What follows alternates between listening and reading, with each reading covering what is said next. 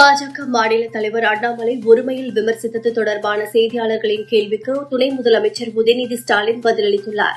அப்போது அவர் கூறுகையில், மத்திய அரசிடமிருந்து தமிழகத்திற்கு தேவையான நிதியை பெற்றுத்தர துப்பில்லை. போஸ்டர் ஒட்டுவதாக கூறிய அண்ணாமலை தாராளமாக வரட்டும், அண்ணா அறிவாலயத்திற்கு வருவதாக சொன்னார்.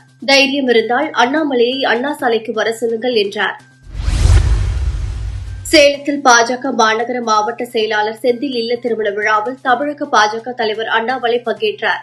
பிறகு செய்தியாளர்களுக்கு பேட்டியளித்த அவர், அண்ணா சாலைக்கு தனியாளாக வருகிறேன். முடிந்தால் திமுகவின் மொத்த படையையும் வைத்து தடுத்து நிறுத்தி பாருங்கள். உதயநிதி கடந்த காலங்களில் தரமில்லாமல் பேசியிருக்கின்றார். தரமில்லாமல் பேசினால் தரமில்லாமல்தான் பதில் வரும் என்றார்.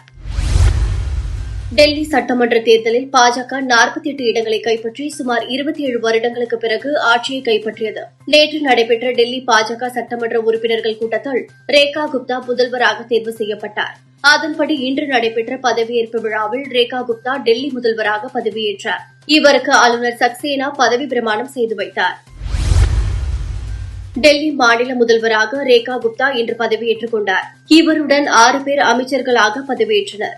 இந்த நிலையில் டெல்லி மக்கள் வளர்ச்சிக்காக ரேகா குப்தா முழுவீச்சில் பாடுபடுவார் என்ற நம்பிக்கை உள்ளது என பிரதமர் மோடி தெரிவித்துள்ளார்.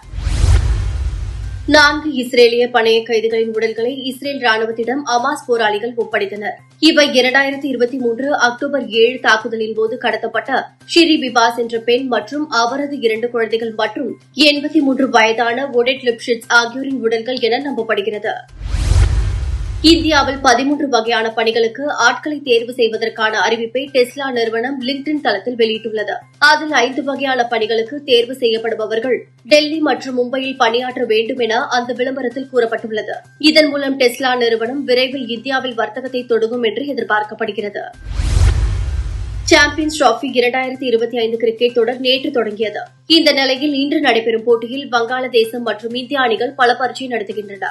இந்த போட்டியில் டாஸ் வென்ற வங்காளதேசம் அணி முதலில் பேட்டிங் தேர்வு செய்து ஆட்டத்தை தொடங்கியது. இதில் வங்காளதேசம் அணி 50 ரன்களை எடுப்பதற்குள் 5 விக்கெட்டுகளை இழந்தது.